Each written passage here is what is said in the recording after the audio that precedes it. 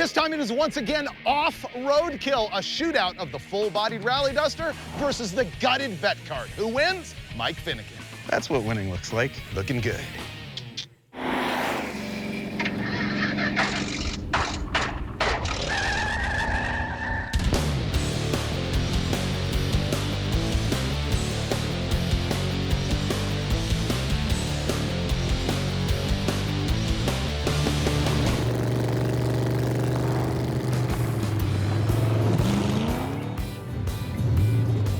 Refresher course. This is a 1973 or maybe 1974 Plymouth Duster.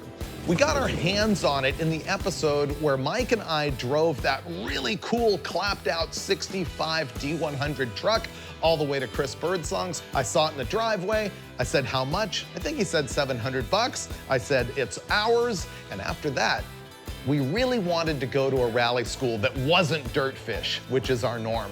So we went to Rally Ready in Texas, and we had a shootout of me and Dulcich in this versus Finnegan and Newbern in the Camaro that had been on the Faster with Finnegan show. I gotta admit, the Camaro won pretty badly. Might have been a driving skill issue because the Duster is really good. The problem is, Birdsong built this entire thing for us. What did he do? He built this killer grill with no headlights. I love this. This saves the 73, 74 body style.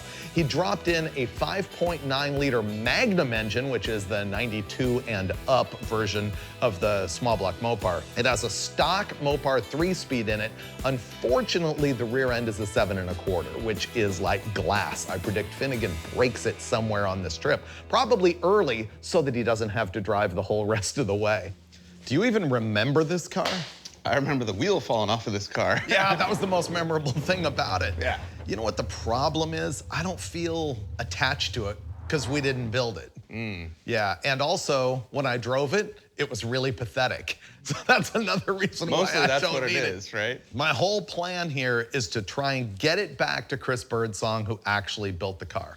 So what I want to do is fix everything that we ruined on it when we were at the Texas Rally School, drive it out to the desert, and having a shootout against the Vette Kart. We will be driving the Vette Kart because it's what we do, and Birdsong will be driving this, and if he beats us, we're gonna give him the car back. That seems fair. Think so? Well, it won't be any better than it was before. Will it feel fair after we spend like 3 days fixing the header, the wheel falling off, the alignment, the seat? You're almost giving it back to him in the condition that it was when he gave it to us. So yeah, that seems fair. Yeah. The header's gonna be the worst, so do you want to start with that or kind of ignore it? It's really on your side of the car, so. No. I was gonna be like, yeah, I'll put the seat in and whatever this side needs, but the whole wheel fell off that side. You cut the header in half on that side. It really wasn't me.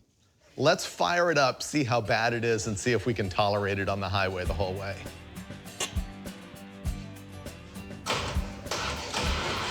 It's not. Should we check fluids? Oh, it's got hinges. Oh, wow. Oh, there's a little all the way at the bottom. Hey, there's an electric pump. Oh. No wonder why it's not working. Oh, yeah. You gotta turn that on. Okay, let me do that. Okay, this one. There we go. Oh. That's loud. Loud. Still too cold. It's not so loud when it bogs, though. All right, it runs. We're gonna bypass the header because we're super lazy. Let me make a list of what we need to do.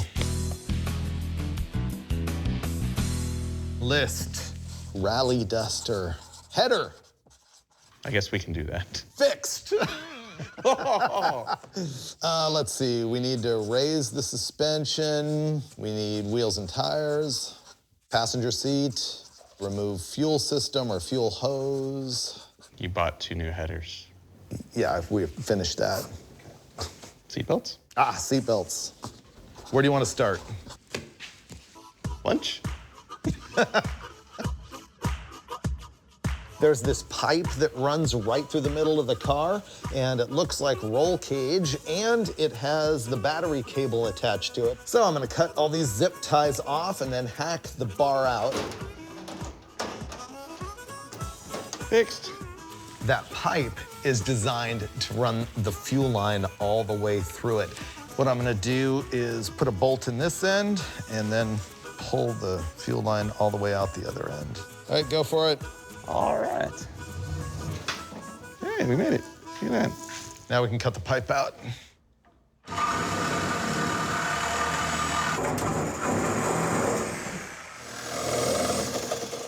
Okay, we cut that bar out. I think the next thing we have to do is jack the car up because there's a whole bunch of stuff that needs to happen there. Raising the suspension, fixing the wheels and tires. All right, what I'm gonna do here is fix the alignment. Right now, it's set up for circle track racing, which means that the camber on this side is way in like this, because when they turn left and throw the weight this way and flex the suspension this way, it takes the tire from here and sets it up straight so it's got more traction on the ground. There's cam bolts. Right now, they're set so the upper control arm is all the way inboard, which tips that wheel in. I'm gonna set them up so that hopefully it's straight up and down. These are welded. No. Maybe it's like a Freiberger weld and I can just break it. Aha. Aha. Broke right off. Perfect. The torsion bars are like the spring for the front suspension of these Mopars. It's not a coil spring or anything, and you preload them, and that preload raises or lowers the car. Okay, here we go. Okay, that's all the way. I gotta put the wheels back on.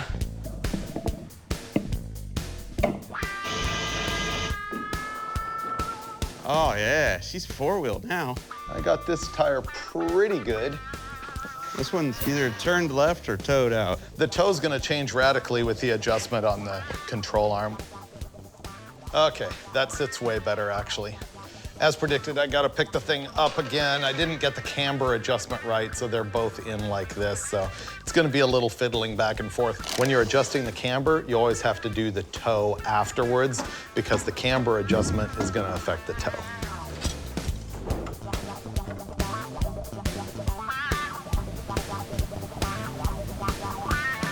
Now what do we got? Ooh, this one looks mint. They're both towed in. Yeah. They both got negative camber. It's a race car. It is. Oh, look at all that success.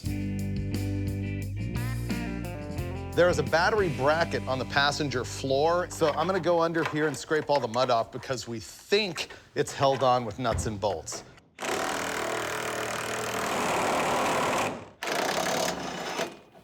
Getting close. Off. That can't hurt us anymore. Here we go.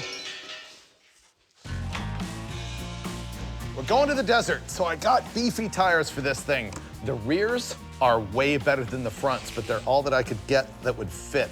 Let's see, this is a Yokohama Geolander AT, and it's a 205/70/15. And it won't even go over the hub. This is the wrong wheel. That looks like small bolt pattern.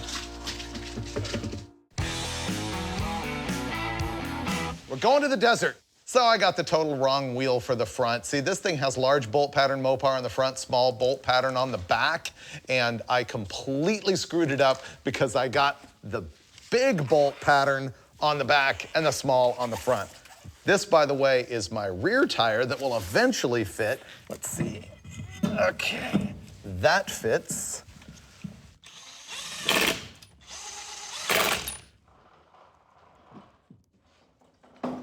Whoa, this is gonna be great.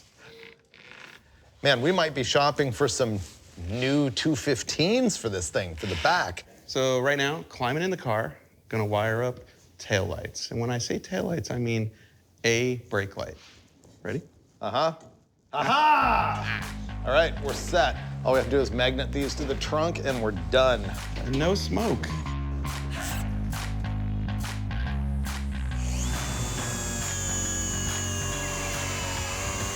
We've sort of run out of things to do if we don't have parts, and so what we're gonna do is create our Lexan window, but we're not gonna install it because we still need to like reach into seats and seat belts and stuff like that.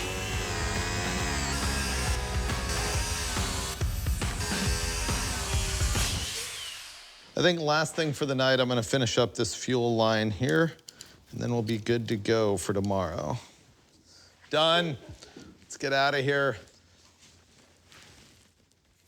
Another one. Look at that. Look how protective first day was. Look at that. It really was. That's better than our average. Tomorrow we've got wheels and tires, the seat and belts, and put the window in. Oh, and the header. We both said it at the same time. I think that means we have to do it.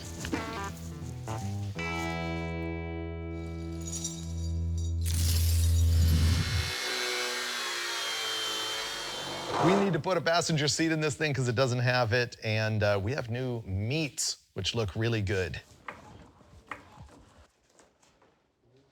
Oh, they put white letter out. Ah, I hate white letter out. So this is a Yokohama 205 7015. So that's gonna be the front, and then I got some real meaty stuff for the back. Wait for it. Someone roadkilled this thing bad. Right now, what I'm doing is taking our new Pro Car rally seats and installing sliding tracks, you know, for comfort. This is great. They have white wall out on one side, but not on the other. I had mentioned earlier that this tire fell off at the rally school because it had like a hinky adapter on it, and it no longer does. I called Dulcich, and I had forgotten that we removed that there at the school, so that's why this is now working perfectly, but this is not.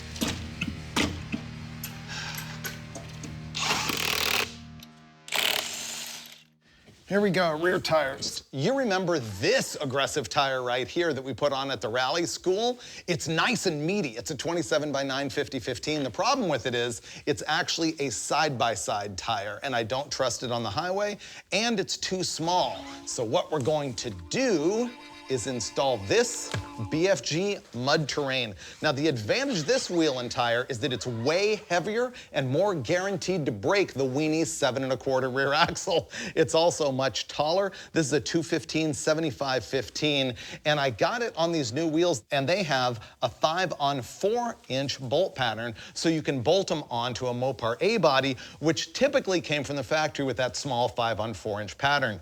Let's see. There we go. Will it fit? Yes. All right, done. Here we go. Seat install. 2 pieces, 2 parts. Sliders bolted to the seat, adapter laid gently on the floor. Then I'm gonna bolt the 2 pieces together to the floor and hope that when I pull the lever, this seat just glides to where it wants to be.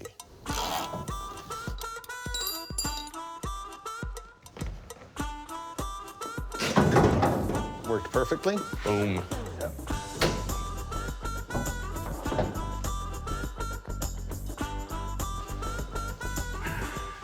How's it feel? Head really too close to the roof? It's a little towel. Yep. That's unfortunate. Yeah. We test fit the seat and it put your head right up against the roof, and so I'm gonna drop this bracket to lower it, and Finnegan's putting the seat belts in.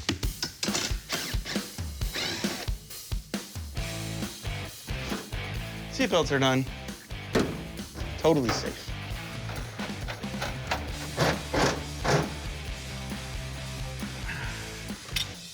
Boom. Sign of quality right here. Ready? Safety. Let's go. The thing about this windshield that I didn't notice before is that I don't think it's Lexan. It might actually be plexiglass. Nearing the end. You want the good news or the bad news? What? The good news is this fits perfect. The bad news is just cracked. It's kind of what I was worried about. That's why it was melty and stinky and shardy. We need and actual thick. Lexan. Yeah. But the really good news is now we have a really good template.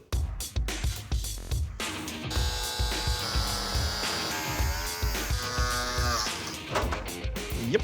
Okay, perfect. Look, brand new windshield. This one not only fits, it doesn't shatter because this is polycarbonate, not acrylic. So we'll just get this all buttoned up and then pretty much we're ready to road test tomorrow. Happy morning. We've got everything done, including ignoring the header being open and it's super loud. So we got earplugs in. We're gonna go take a test drive, see if we can live with it. Oh, we also got the communications headphones out of his off-road truck. So hopefully we'll be able to talk to each other. Do you got comms? I gotta turn the car on, I think, first. I can hear you. Oh, I heard you. Ignition.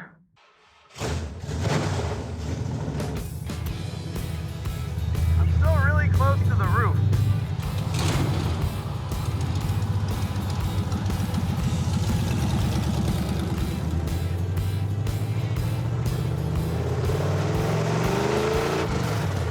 It's loud, it's kind of fuming. Yeah, covering the holes in the floor of the firewall might be a good idea. Yeah. Oh, wow, it spun the tires. Or one tire.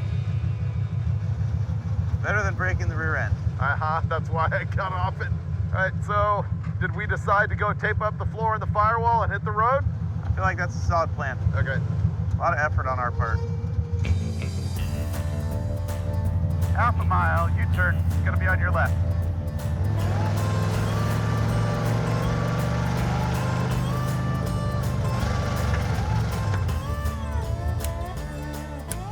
We live. I didn't need to see this from the long view because this camber is now horrible. One problem at a time. Let's fix your seat. And we'll fix the flat tire that got eaten up by the alignment later. I feel like somehow this adds something. This is gonna be like horseshoes. Got it. Winning at life. All right, let's see. This thing is supposed to tuck in. Here's your T-Rex tape. This is a floor mat. This is part of a 4-piece floor mat collection. It is now going to become a shift boot because we don't have one.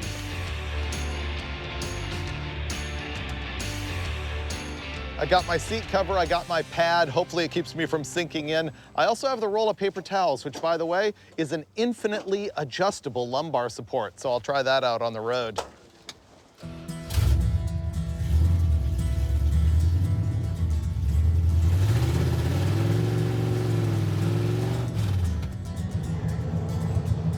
My new seat is way better. I actually smell it more now than I did before. I'm wondering what we're doing here. That's for doing Rockfords. Left hand or right hand? Oh, I see, it's like a necker knob. Yeah.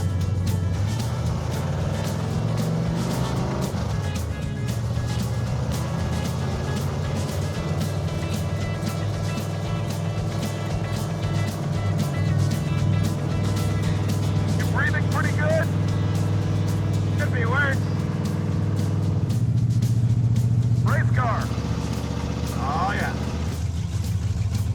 I learned to drive a stick in a 318-71 Duster with this same type of 3-speed transmission. Ah, we're full circle now. I learned in a 4-speed 76 Camaro. Our first car? Yeah. And that's 27 miles in city traffic. All right, your turn? Sure. The seat's killing me. You look like you're in pain. This drives like it has zero caster or maybe even leaning forward. Like the off-road truck, just Yeah, a lot of this. kinda. Okay. Yeah, it just, like going over bumps, it wants to kind of do this, do that. Other than that, it's all right. I'm in. Okay. We're trying to make it all the way up to the desert tonight, and so we probably have another 60 miles to go.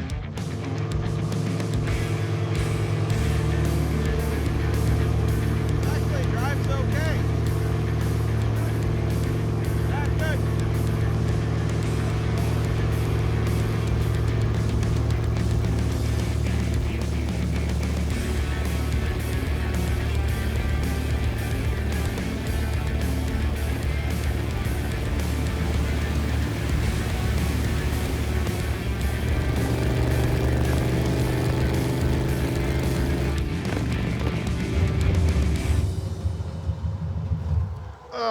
Wow.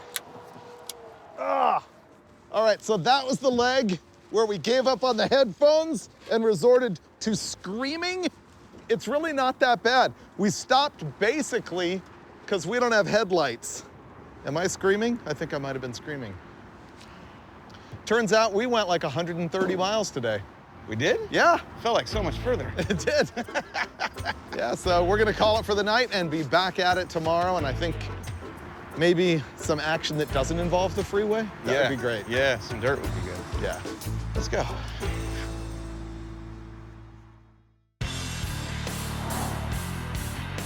Good morning from 38 degrees. We made it here to lovely Lancaster, California last night in the Duster. Here's information I gleaned last night.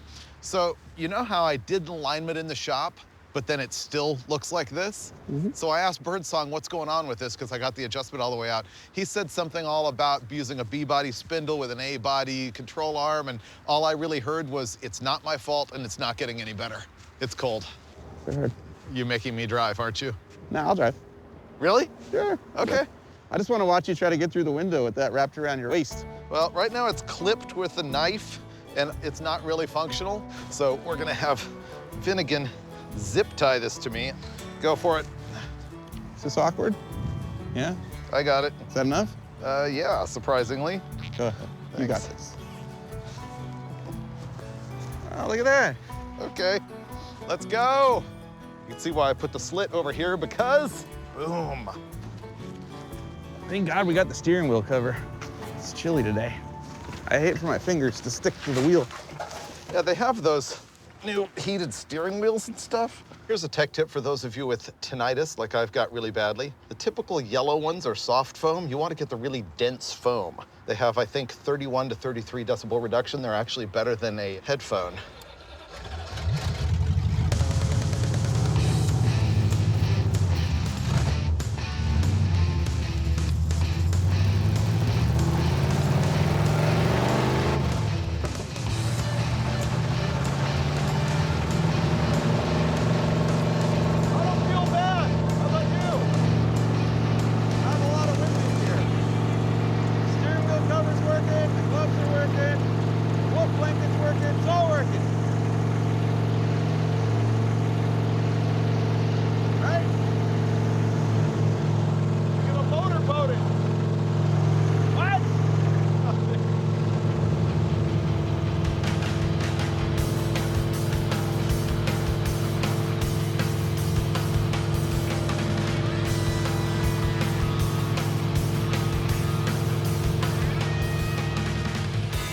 We made it here to Jawbone Canyon, which is like north whatever of Mojave, California. It's an off-road vehicle recreation area.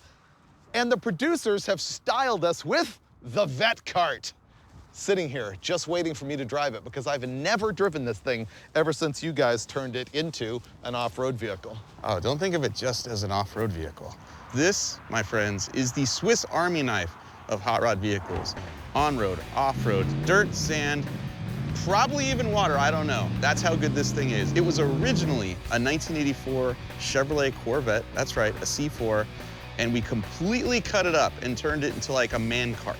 Basically stripped all the body off this thing, and we had a lot of fun with it. Right up until the point we tried to drive it on 2 wheels, flipped it on its roof, and it was pretty well trashed at that point. This is its probably peak form right now. It has long travel, hand-built suspension, coil-over shocks in the back, a Ford 9-inch rear, knobby tires. It still has the small block and the Doug Nash 4+3 manual gearbox, which makes it an adventure to drive and find third gear at all times. But it rules. It's not unbreakable, but you can beat it like it owes you money. I want to drive it. So let's go blast around Jawbone Canyon. Want to church up the steering wheel a little? Oh, wow. All right, unfortunately, this is loose on the wheel and I can't steer with my new guantes. So you're just gonna have to handle that. It's a neck brace.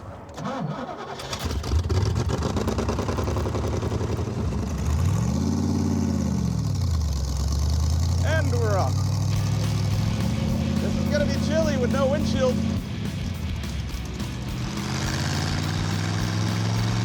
Second gear, third gear.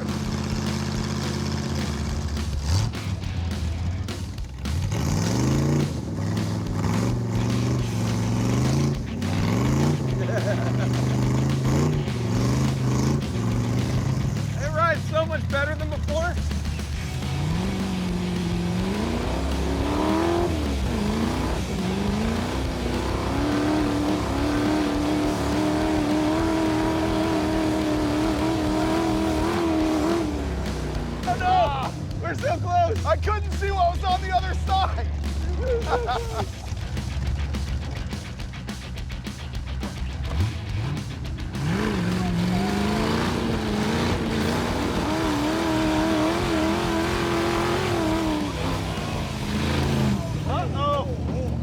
We don't want to do that. That would be bad. Uh-oh. Hope you have the keys. They fell on the ground, didn't they? They fell somewhere. Hopefully not down the hole for the shifter.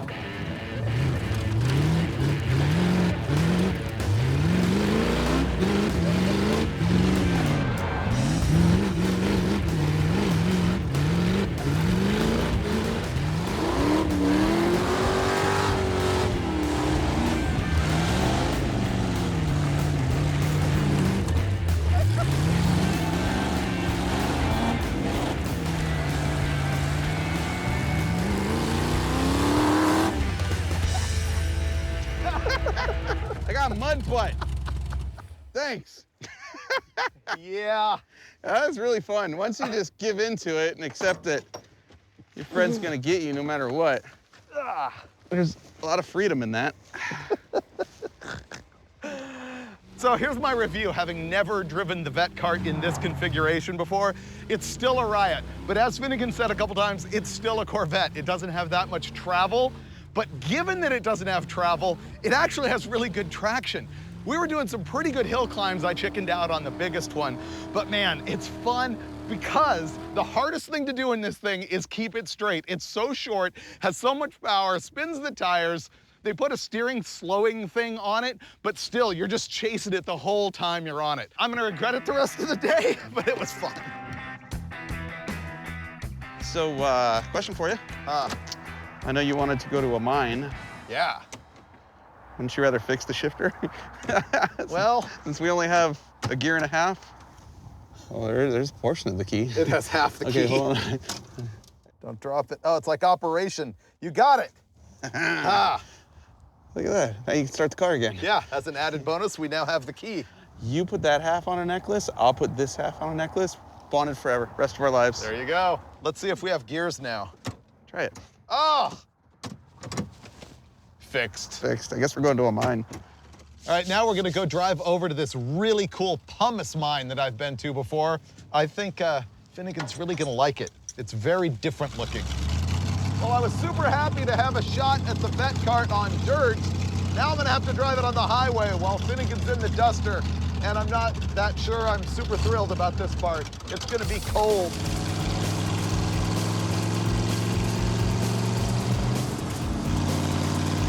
It's windy and I'm getting sandblasted.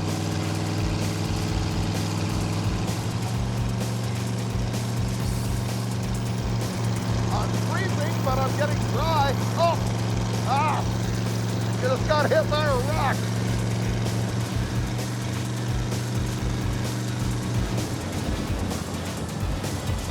Finally we're here.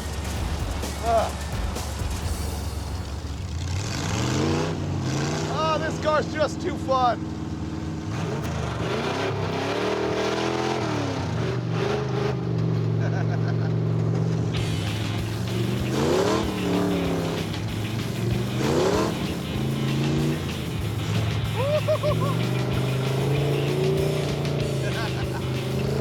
Wow, this is pretty nice now. All of a sudden, for some reason, it's warmer. I like driving this car off-road a lot. We're skating through the dirt.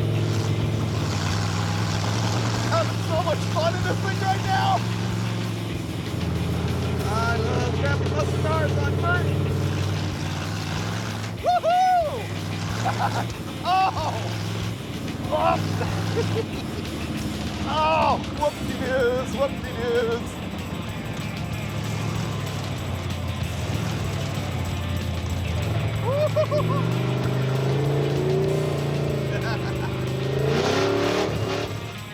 We're almost there. This part's rougher and rockier than I remembered.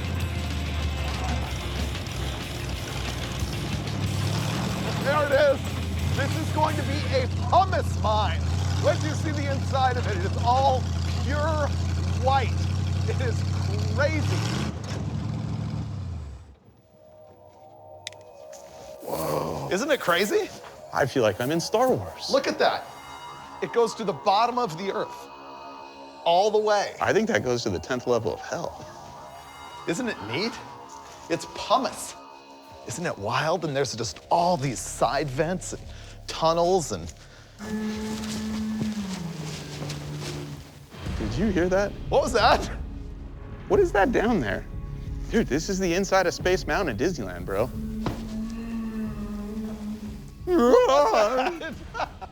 We made it here. I brought Finnegan for his very first time to the Dutch cleanser mine. This is a pumice mine. It's all white, it's crazy. This is public land. You can come here, but you will die. Can I have the Vette cart when you die? Can I have the Super Bee?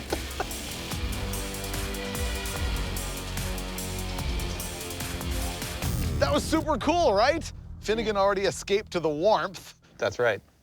I'm gonna freeze to death and get in the Vette cart, and we're gonna head off into the desert darkness and come back tomorrow for the really big show. We've had some fun four-wheeling on these things. Don't break it on the way out, okay? Today was amazing, but no promises.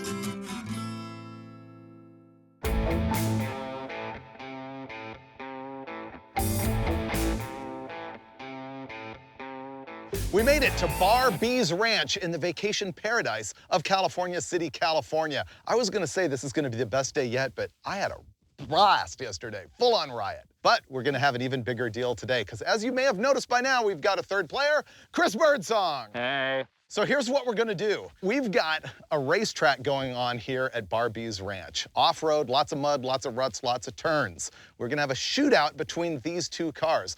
I will be the impartial judge with a stopwatch. You're gonna drive the Vette cart. Okay. You're gonna drive the car that you built. If you win, you're taking the Duster back home. Oh, you are so not making it back to the pits. You want the car that much? Oh, I'm taking it. Yep. I was wondering why you said bring an empty trailer. Now you know. Which, by the way, he towed out here with a 69 Charger RT 440 with a tunnel ramp. So yeah, you got to run for the number. It's going to be strictly off the clock. So you guys have to decide who's going first. I'm going first. You are? Yeah. All right, that means you'll have a number to beat. All right. Yep. So this is actually a pretty good surprise for me. All I was told was to show up with an empty trailer and a helmet. So I didn't know what they were going to have me drive, but then knowing that I have the chance of taking this home, I am going to. And I'm gonna full send this thing just to make sure I take it back. Bar B's Ranch is 50 acres. We've got 10 acres right here of winding up and down rutted desert roads with a whole bunch of brush off to the sides. Not only that, but there's mud in a whole bunch of corners, and the concern there is gonna be you're gonna come into the corner hot with the wheel turned, and you are gonna plow straight off the edge. And what's about to happen is that Finnegan is gonna tear up the course bad because he's going first and the Duster with Birdsong's going second. Are you ready to go? Got it. Right now, he's theoretically on a warm-up lap just to sort of learn the track, figure out what he wants to do. I did start timing it just in case it's his best lap, as happens sometimes. Oh, it's a little tail happy now.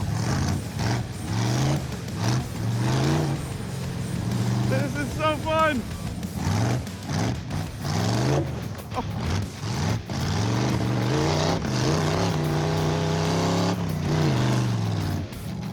It's his first race lap. Boom.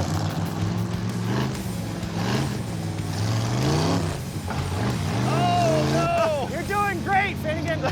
Keep going. Oh, no. Oh, I just blew my whole lap. Okay, so this lap is junk. You think he's got a massive advantage, but I think the Duster is actually good for this. The one tire fire might come in handy in not looping it. It could be.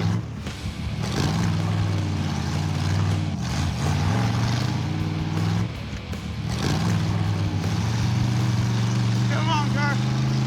Not a lot of traction. What's going on? I think he might be gifting you the car. Come on, car. Keep it together. Oh, no. I cannot see at all. He doesn't have a helmet with tear-offs. I wonder if he can even see. Oh, you think that's the problem? It could be. Maybe he was wiping it. Okay, got through the mud pit that time, which is nice.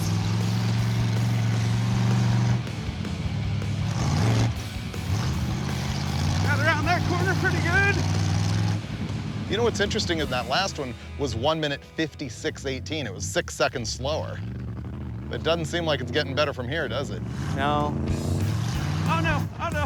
Off the track. Oh God, that's not good. That was not a good corner at all. That corner is messy, and it's just gonna keep getting worse. Oh no. Oh my God. Doesn't it sound like it's burbling? I mean, it's got EFI. Come on, car. It's running terrible. I think the ignition got wet. Oh, yeah.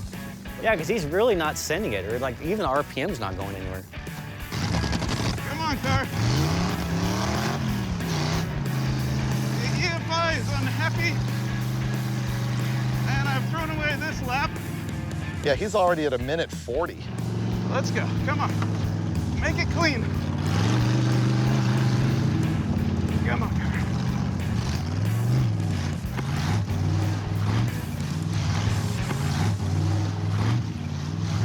Oh, come on, car. Come on, car. Come on, car. Okay, that was his best lap, 1:48. Oh, listen to it running at RPM. What's the deal? So Finnegan did run 5 laps. His best one was 1 minute 48.22 seconds. What happened? The whole time that it ran really poorly. I accidentally hit the battery cutoff, which doesn't actually shut the whole thing off, but I think it was unhappy with that because I think that's on the ground side. Oh, and So- so it kept running on the alternator, but with not enough voltage to make the EFI happy. Yeah, it did not want to rev, which is fine because to be honest, it's so slippery out there that, you know, more power wasn't going to help me. Well, that wasn't as glorious as the Vette Kart action from yesterday, but I guess Finn had fun. That's all that matters, other than the fact that we might still lose the Duster to Birdsong. You ready to run? I'll make up the difference. Okay, may the furry be with you. Here. You were 1:48.22, Okay. and on your practice lap, you were 1:50 flat. So I'm timing his practice lap, just like yours. Oh, he's already sportier. That car works, dude. He's way more aggressive. That car works. He's actually got traction. Uh-huh. And he's actually a really good dirt track driver.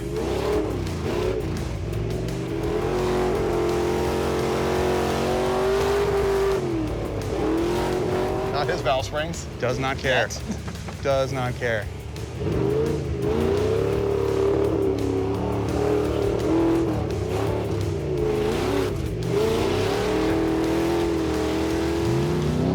That is rough.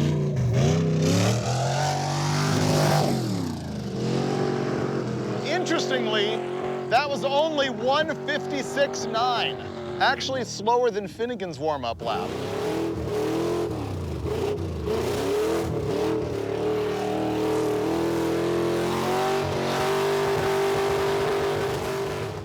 What if he doesn't want the car? Oh, plot twist. Maybe he's just trying to wreck it, and then we have to take it home and deal with it. Yeah, it sounds like a man who does not care about the motor and doesn't want it in his living room. What if he's overdriving it for show, as he is prone to do? Maybe he's just leaving it in first the whole time so it blows up and we have to take it home. Because a DNF is a loss. Unless we change the rules right here, right now. Which we can do. Yes. He's not here. DNF equals first? Yeah, okay. Got it.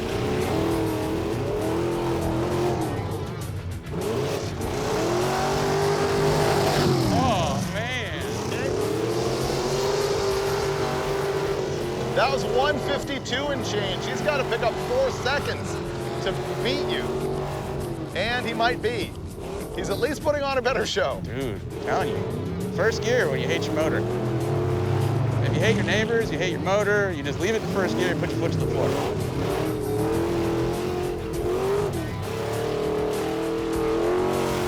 It is slowing down. You lose, you keep the car, I'm keeping the engine. Oh, okay. And he has to remove it for me. Okay, that's fair.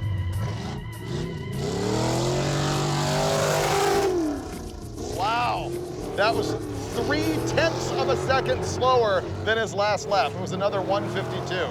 So he's run 1:56.9, 1:52.45, 1:52.75. Okay, you lose, remove the motor, hand deliver it to David. Right. You keep the car. That's it. That seems fair. I like this.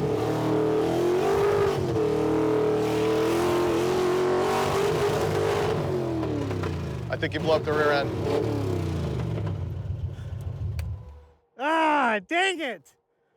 This thing is so much fun. I think it stopped moving. I broke it. I hope it's not a drive shaft. Aha, I didn't break the drive shaft. Win, I didn't break it. The rear end blew up. I knew it.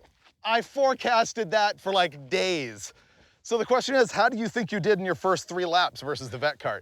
It was a lot of RPM, but it was like all wheel spin. So I don't know, through the corners, it kind of stuck pretty good. Like it surprised me at how well it stuck. I would just send it in, it would hit a cushion and just start turning. So I knew I had to just like throw it in harder than slowing down. But I don't know, I'm gonna think Finnegan got me by like 4 seconds. Nailed it. He went 148, you went 152. I should take it just because I guessed good. You lose. Ah. But here's how it's gonna play. You still get to keep the car, but you gotta remove the engine and deliver it to me to put in the red duster at Dulcich's place. If I won, does that mean I would have got to keep the engine? Yes. It's like a win-lose, but it's still winning. No, it's a lose-lose, but I win. Yeah. And that's what's important. Actually, everyone wins. Finnegan won the race, Birdsong won the duster, I won the engine, and you win this free bit of life coaching from Roadkill. Just go buy an old dirt track car, or grab a Corvette and whack the body off the thing, or scheme your own automotive concoction and then use it to blast your buddies with mud or snow or rubber or chunks or whatever. Just lower your standards, raise your fun days like we do every time on Roadkill.